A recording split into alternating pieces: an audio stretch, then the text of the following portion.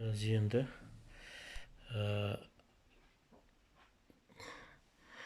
температураны жоғарылатып көрейік. Жылыжайдың ішіндегі температураны жоғарылатып көреміз. Ол үшін ыстық суға батырамыз.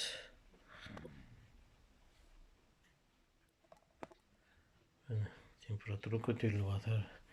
28 градус, 32, 33. Жылыжайдағы температура.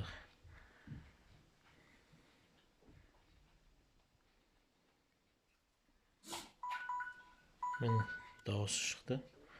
40 градустан асқан кезде.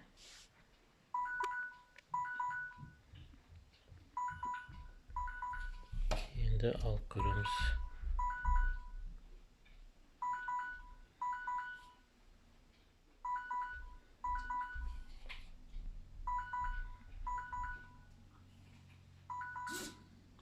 Өздігінен жабылды терезесі.